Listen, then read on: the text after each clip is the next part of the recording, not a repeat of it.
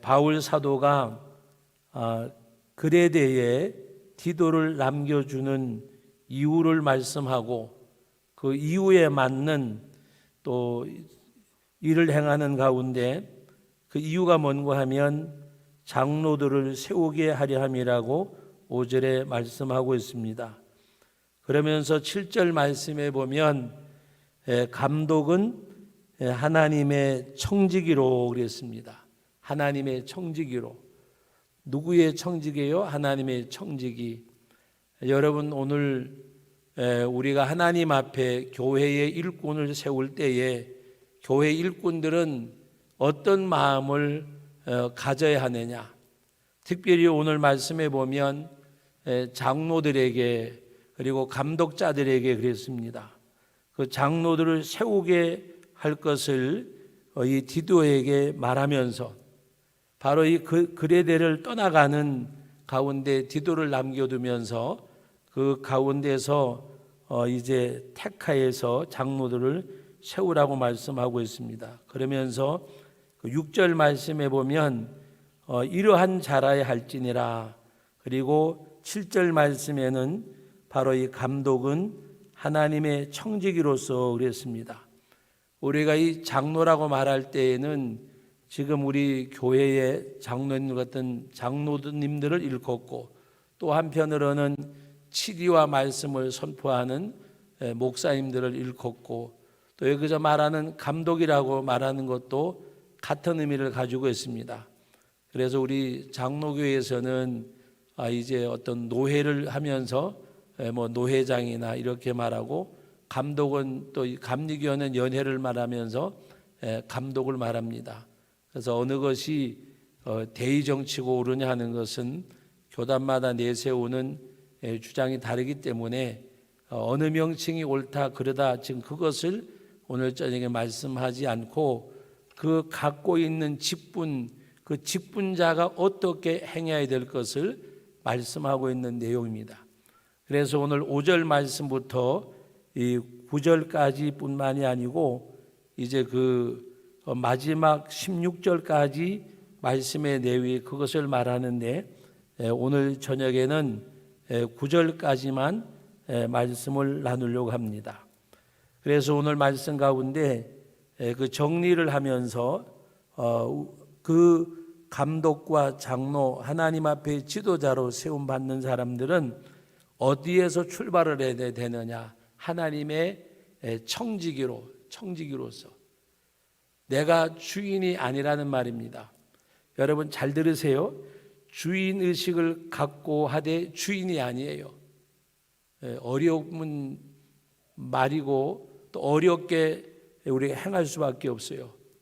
주인의식을 가져야 돼요. 그러나 주인이 아니에요.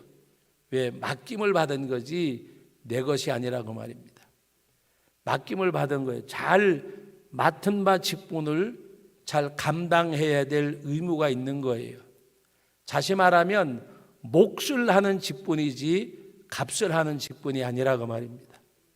목사나 장로나 하나님 앞에서 우리가 직분자들이 그리고 교회의 그 지도자들이 가져야 될 것 중에 하나가 바로 이거예요. 청지기의 청지기. 주인이 아니에요. 그러나 주인의식을 가져야 돼요. 하나님이 맡기신 거예요. 내가 내 것이 아니에요. 내 임의대로 하는 것이 아니에요. 어떻게 해야 되느냐? 오늘 말씀 가운데 있잖아요. 하나님의 청지기로서 책망할 것이 없고 뭐대로 하지 말고 재고집대로 하지 아니하고 급히 분내지 아니하며 술을 즐기지 아니하며 구타하지 아니하며 더러운 이득을 탐하지 아니하며. 여러분들이 한번 이 말씀을 들으면 체크를 해보세요. 나는 여기 몇 가지나 걸리는가? 여러분 우리는 어떻게 보면 우리 자신들의 잘못된 부분을 가지고 성격이나 개성으로 치부해 버릴 때가 있어요. 그건 우리가 처음 예수님을 영접하고 살아갈 때는 그같이 말할 수 있어요. 근데 지도자로 세워질 때는 그러한 사람은 지도자로 세우지 말라는 말입니다. 근데 지도자로 세워지고 난 다음에 우리가 이렇게 행하는 것은 지도자로서의 덕목이나 자격이 없음을 말씀하는 그런 내용입니다. 그래서 우리가 하나님 앞에 부족하고 연약하지만 우리가 하나님의 말씀으로 이렇게 빚어 나가야 돼요. 빚어 나가야. 그래서 여러분 찬송가 가사 가운데 보면 진흙과 같은 날 빚으사 주님의 형상 만드소서. 우리가 부서져야 하리, 무너져야 하리, 깨어져야 하리 찬양도 있잖아요. 우리가 하나님의 앞에 그 예수님을 가리켜서 반석이라 그러잖아요. 반석에 떨어져야 돼요. 그 반석에 떨어져서 내가 그리스도 안에서 부서져야 돼요. 깨어져야 돼요. 그리고 하나님 앞에 우리 자신들이 말씀 안에서 빚어지는 그 삶이 있어야 됩니다. 그것을 신학적인 용어로 성화라고 말해요. 성화. 근데 예수를 믿고 직분을 받고 예수님을 몇십 년 믿었어도 인격적인 삶의 변화가 없으면 안 되잖아요. 그 인격적인 변화가 우리 신앙생활에서 나타나져야 돼요. 그래서 오늘 우리가 하나님 앞에 하나님의 청지기로 내가 몫을 하는 사람이라 그 말입니다. 몫을 하면 값은 누가 쳐주느냐? 몫만 잘하면 값은 하나님이 쳐주고 다른 사람이 인정 다 해줘요. 여러분 운동선수가 축구선수가 골을 잘 차면 몸값이 올라가잖아요. 야구선수가 야구를 잘하면 몸값이 올라가잖아요. 야구로 유명한 나라 미국에서 그 팀에서 최고 연봉자가 된 추신수나 유현진이나 여러분 그 우리와 문화가 배경이 다른 거기에서 그렇게 우뚝 설 수 있는 것은 뭐를 다 했기 때문에 몫을 다 했기 때문에. 그래서 우리는 감히 말할 수 없고 그 한 사람의 몸은 우리나라의 어지간한 중소기업보다가도 더 비싼 그런 가치를 가지고 있잖아요. 여러분 오늘 우리는 하나님 앞에 우리는 몫을 다한다는 것은 사명을 다하는 거예요. 우리 몫을 다하고 하나님 앞에 가면 때로는 그 당시에는 인정을 받지 못할 때도 있어요. 그러나 세월이 가고 가면 하나님 살아 계시잖아요. 하나님 살아 계시잖아요. 여러분 이사야 9장에 있는 말씀을 많이 말씀드렸지만 우리 하나님 한 아기가 우리에게서 그 예수님 그는 뭐라 그랬어요? 전능하신 하나님, 영존하시는 아버지. 이 땅에 오늘 낮 예배 때 말씀드렸잖아요. 죄를 없이 하려고 마귀를 멸하려고 그가 나타나셨어요. 그가 오셨어요. 그가 나타나셨다 그랬잖아요. 바로 죄를 없이 하려고 마귀를 멸하시려고 이 땅에 오셨어요. 그 주님이 전능하신 하나님이세요. 영존하시는 아버지세요. 그 아버지 앞에 기도하세요. 맡기세요. 맡기세요. 하나님이 보고 계시고 듣고 계시니까 하나님이 해결해 주실 거예요.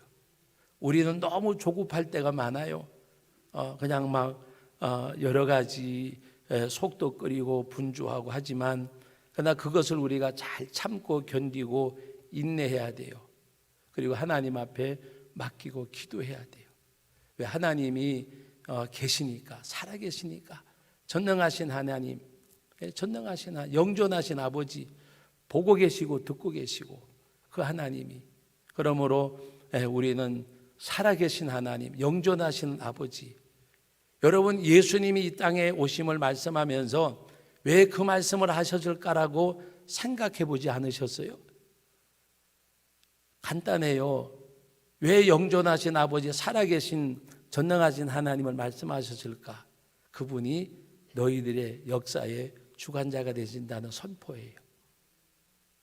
영존하신 아버지, 전능하신 하나님, 왜 예수님이 이 땅에 오심을 말하는데 그분이 이런 분이라고 얘기했을까? 그분이 이 땅을 다스리고 이 땅을 주관하신다는 말씀입니다.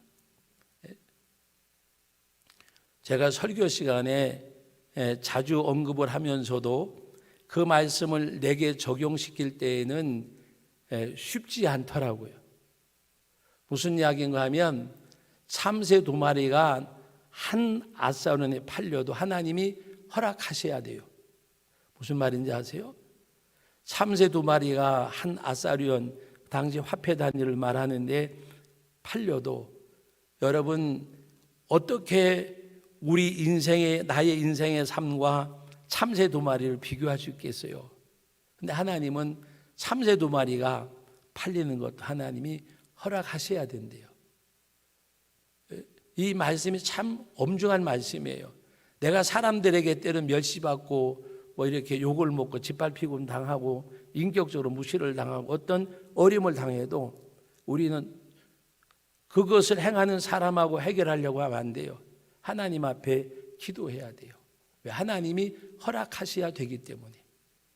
하나님이 이것을 나에게 겪으라고, 감수하라고, 견디라고 주신 걸로 생각하고 그 하나님 앞에 엎드려서 감당하게 해달라고 기도해야 돼요.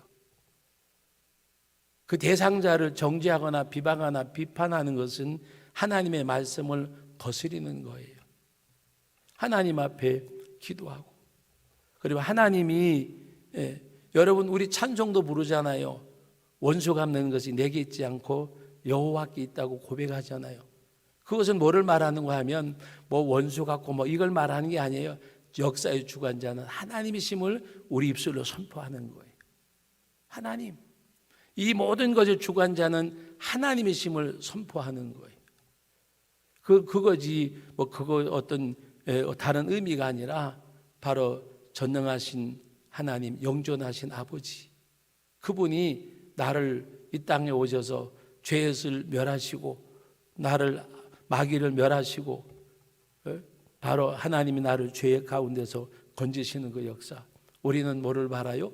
그가 나타나실 때에 주를 향하여 그와 같이 되는 것을 바라보고 그가 깨끗하니 너희도 깨끗할지니라 그랬습니다. 깨끗할지니라. 그가 깨끗하니 너희도 깨끗하단 말이 아니라 그가 깨끗하니, 그가 거룩하니 너희도 거룩할지니라.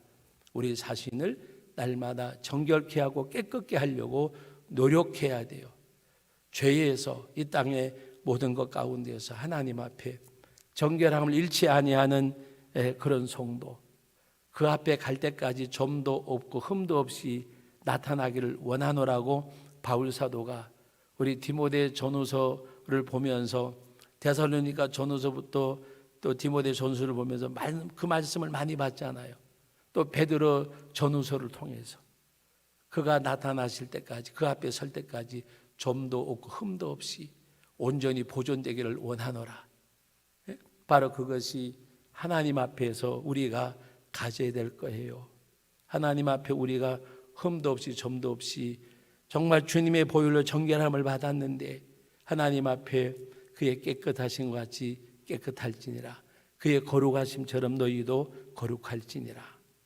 그래서 오늘 우리는 말씀대로 하나님 앞에 청지기. 그래서 내 몫을 다하지 못한 것에 대해서 하나님 앞에 회개하고 어떤 결과가 좋아질 때는 그 하나님이 내게 주신 거지 그렇게 생각을 해야 돼요. 쓰든 달든지 우리는 선택의 여지가 없고 하나님이 주시는 것은 내게 은혜요 복인 줄 알고 달게 받아야 돼요. 내가 원하던 일 원치 않는 일이든 그러면 그것을 하나님이 보고 하나님께서 아무리 걸림돌도 저는 그렇게 생각해요. 지금은 그 걸림돌 같지만 하나님이 나중에는 그 걸림돌을 디딤돌로 바꿔주세요. 믿습니까? 지금은 나에게 때로는 어떤 인격적인 모멸이나 손해나 이런 것이 온다고 하지만 나중에 그것 때문에 복을 받고 은혜를 받아요. 그래서 여러분들이 이 땅에서 신앙생활 할 때에 어떨 때에는 실패할 때 있잖아요. 어려울 때 있잖아요. 그러나 그때 오히려 하나님이 나를 사랑하는지가 아니라 내가 하나님을 변함없이 사랑하는지 그걸 보여주셔야 돼요.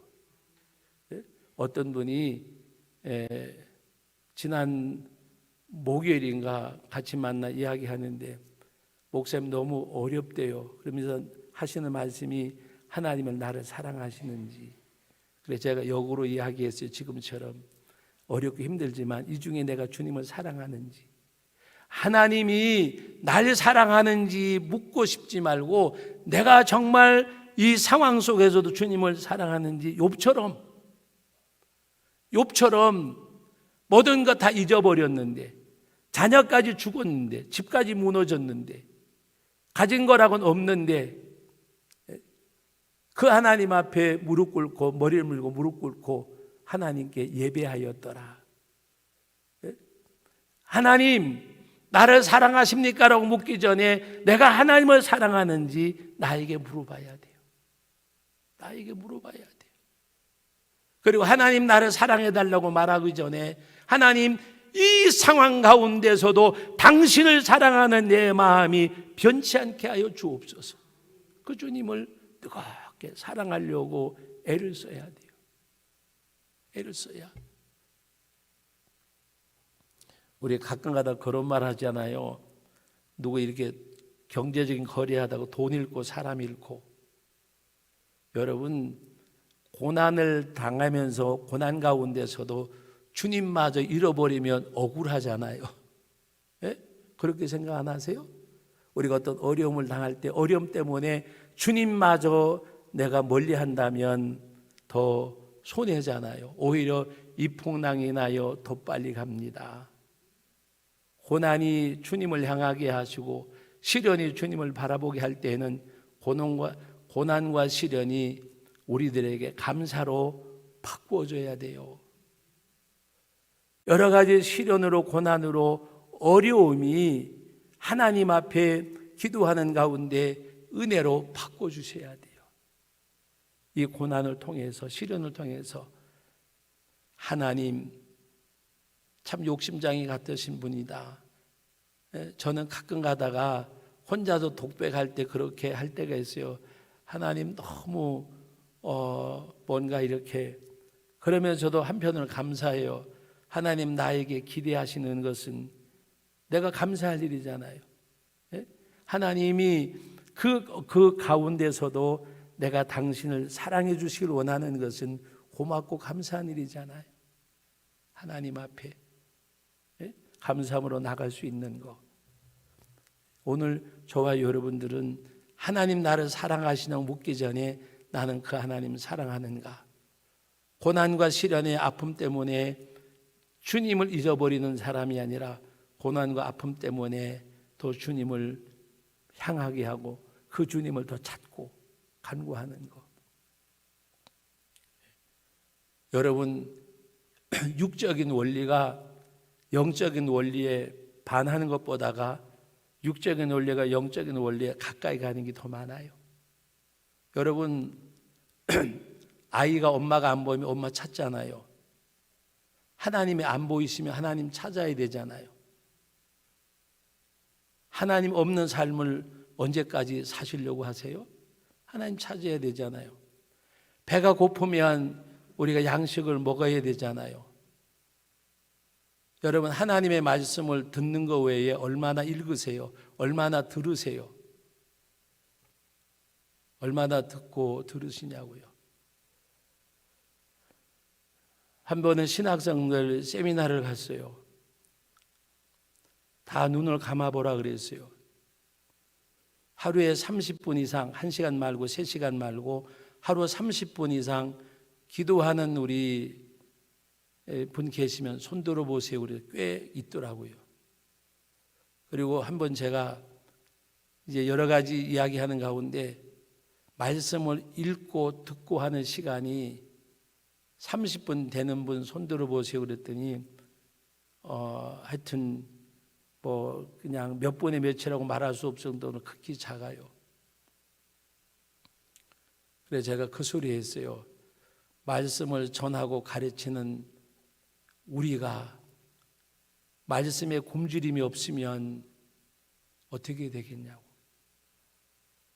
세상 것으로 배불러 있으니까 말씀에 굶주림이 없는 거고, 세상 것으로 갈망되어 있으니까 말씀을 향한, 주님을 향한 갈망이 없는 거예요. 그래서 말씀을 하나님의 앞에서 정말 영적인 갈망함이 있는 그런 우리 앞으로의 미래의 하나님 일꾼들이 되어줬으면 좋겠다고 물어봤어요.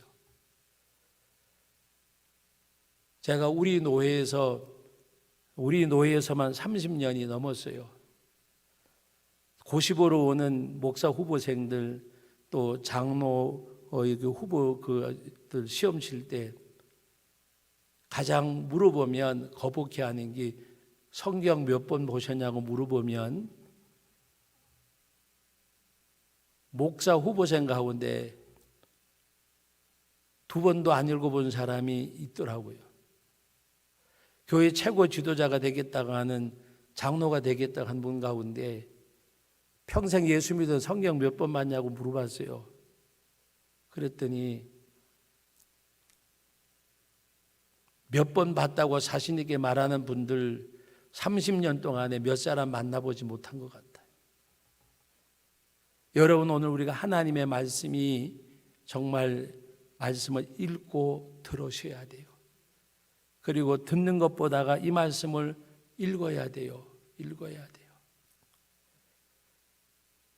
어떻게 들리실지 모르지만 말씀을 읽다가 이 말씀을 부여잡고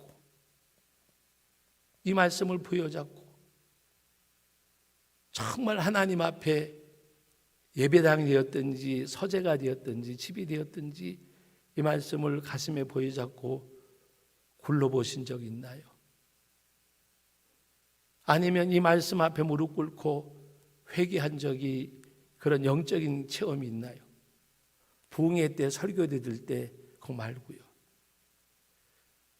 정말 하나님의 말씀 읽다가 그 말씀이 부딪혀서 주여 어찌하오리까?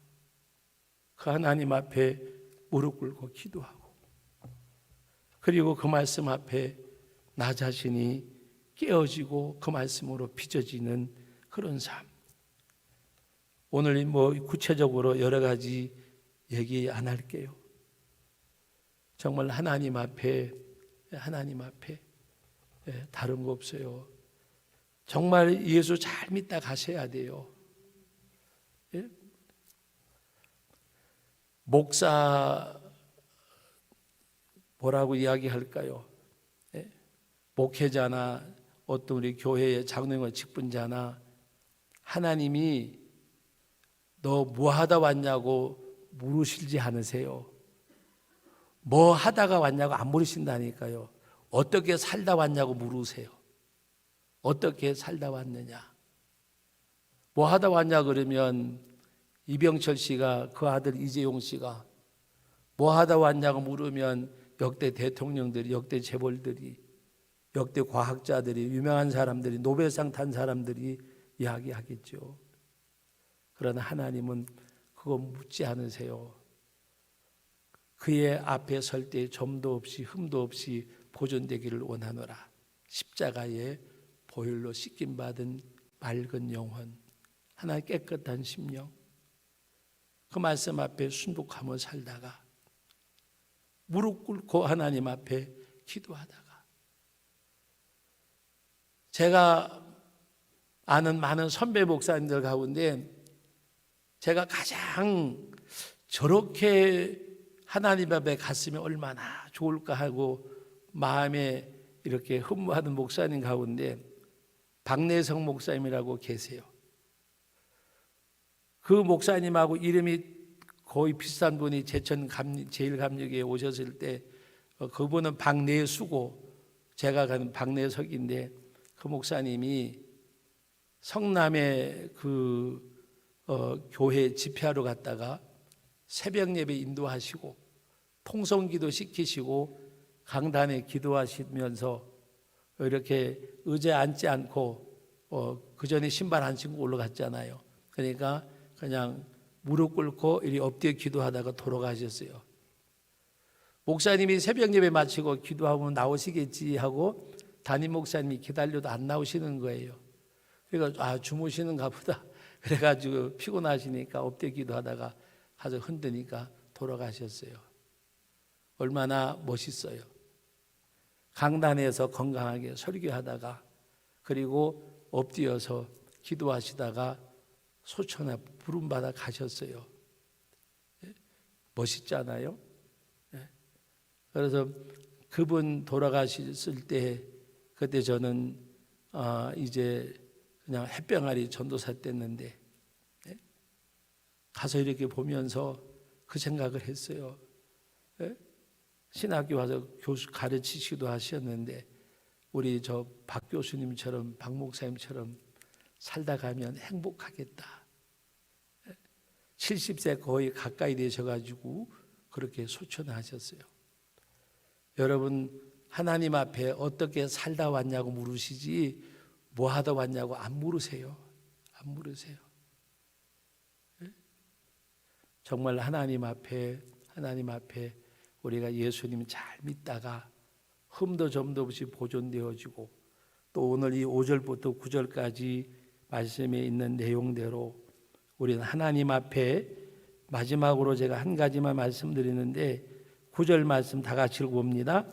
믿은 말씀의 가르침을 그대로 지켜야 하리니 이는 능히 바른 교훈으로 권면하고 거슬러 말하는 자들을 책망하게 하려 함이라. 지도자는 이 권위가 있어야 돼요. 이 권위가 무슨 권위요? 믿은 말씀의 가르침을 그대로 지켜서 능히 바른 교훈으로 권면하고 거슬러 말하는 자들을 책망하게 하려 함이라. 네? 어제 그 어떤 아동 프로그램에 나오길래 봤는데 부모님들이 특히 집안에 같이 있는 엄마 아빠가 해야 될 것 중에 하나가 텔레비 보면서 야 임마 넌 네 방에 들어가서 공부해 그러지 말라 그러더라고요. 무슨 말이 그 아이들 지도하는 프로그램 어제 잠깐 봤는데 그러는 거예요. 엄마 아버지가 텔레비 보면서 야 임마 너 숙제 없어 네 방에 들어가서 공부해.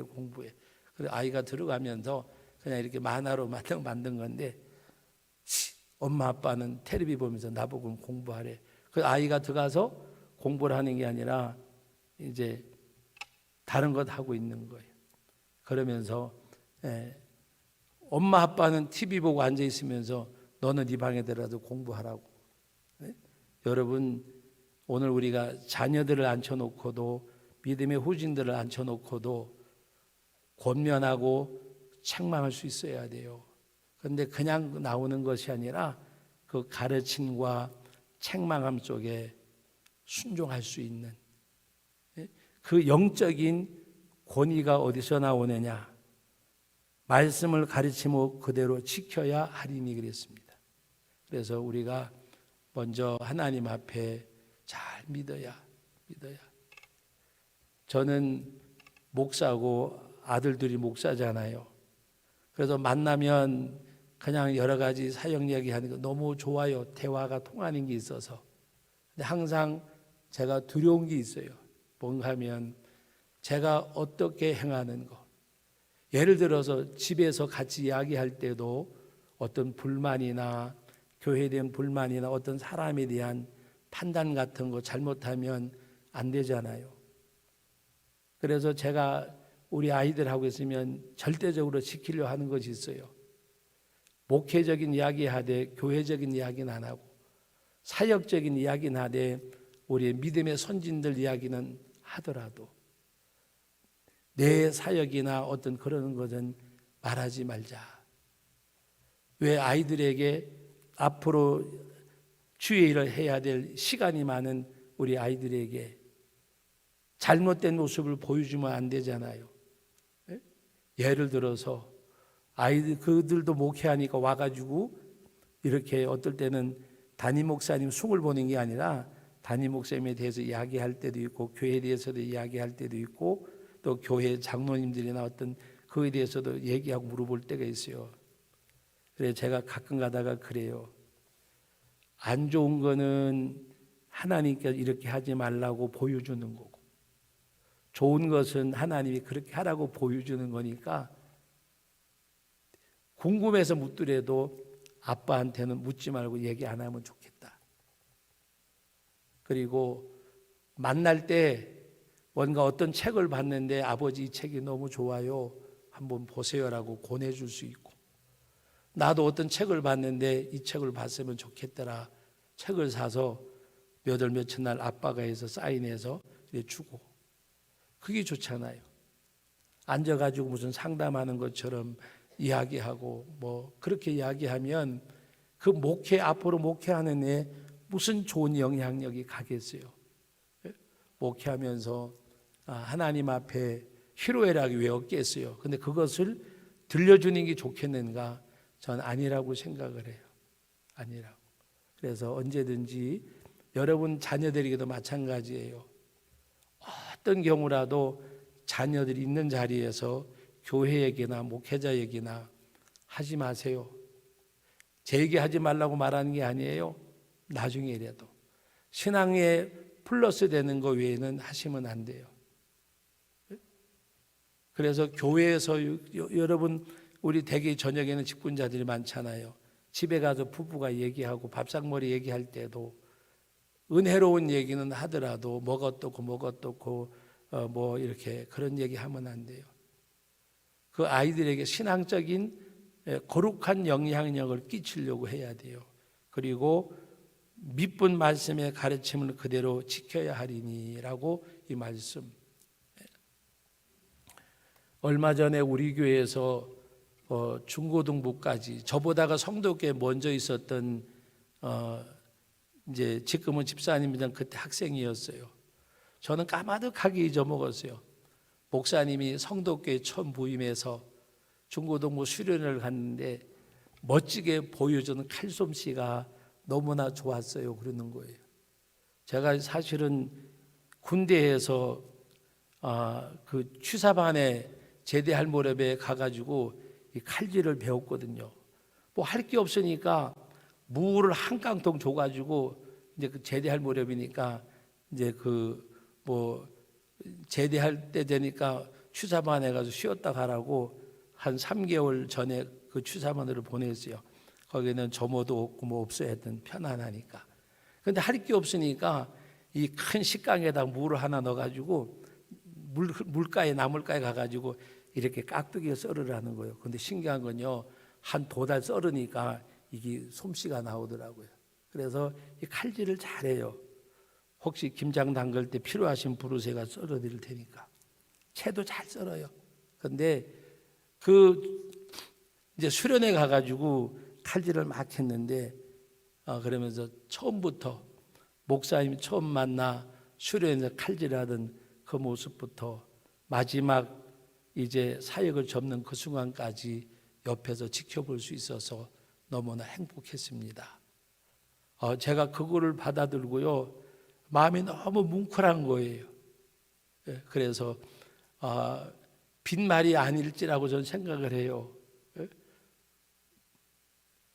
목사님 부임하셔서 수련회 때 가서 칼질하면서, 그리고 마지막 이제 그 순간까지 옆에서 지켜볼 수 있어서 너무나 고맙고 감사합니다. 그래서 제가 그 문자를 받아들고 정말 가슴이 뭉클했어요. 그러면서 다 그런 건 아니겠지만 이 집사님 볼 때에는 그래도 잘못 살진 않았구나, 그 생각이 들더라고요. 여러분, 오늘 우리들이 정말 하나님 앞에, 그래서 제가 그걸 이렇게 보면서 보나마나 안 좋은 것도 있었을 거고 뭔가 있었을 건데 그래도 좋은 것만 기억해줘서 고맙다, 그런 생각이 들더라고요. 여러분, 밑분 말씀의 가르침을 우린 그대로 지켜야 해요. 그래서 우리가 오늘 여기 있는 말씀대로 어떻게 해야 된다고요? 바른 교훈으로 권면하고 거슬러 말하는 자들을 책망할 수도 있는 거. 야단치는 게 아니잖아요. 그건 아니야, 그 길로 가면 안 돼, 그렇게 살면 안 돼, 하나님이 안 기뻐하시잖아, 기뻐할 일이 아니잖아. 권면하고 책망할 수 있는, 그러기 위해서는 밑분 말씀의 가르침을 그대로 지켜야 하리니, 이 말씀을 마음에 새기는 이 시간이 저와 여러분들에게 되어지기를 주의 이름으로 기원합니다. 거룩하신 하나님 아버지 은혜와 사랑을 감사드립니다. 이 시간에도 귀한 말씀을 주셨습니다. 아버지 하나님, 참으로 이 말씀을 지키는 가운데 우리가 교훈하고 때로는 책망할 수 있는 영적인 권위라기보다가 내 믿음의 삶이 하나님 앞에 나타날 수 있는 은혜를 베풀어 주옵소서. 그렇게 살라고, 그렇게 행하라고 오늘 이 말씀을 주신 줄 압니다. 언제나 청지기의 정신을 가지고 하나님이 내게 맡기셨습니다. 하나님이 내게 허락하셨습니다. 언제나 겸손한 마음으로, 겸비한 마음으로 주님의 일을 수종 들고 아버지 하나님이 기뻐하시는 그 일이 될 수 있는 우리의 삶 되게 하옵소서. 아버지 하나님, 기도합니다. 우리 사랑하는 성도들 이제 연휴기간 맞이해서 아버지 신앙의 손상을 입는 일이 없게 하여 주시고, 또 하나님이 은혜를 허락해 주셔서 하나님 앞에 우리 형제와 또 부모님들과 서로 함께하고, 또 코로나19로 가지 못할 때에 안부하면서 그리스도의 사랑을 전하고 나타날 수 있는 우리의 삶이 되게 하여 주옵소서. 예수님의 이름으로 기도하옵나이다. 아멘.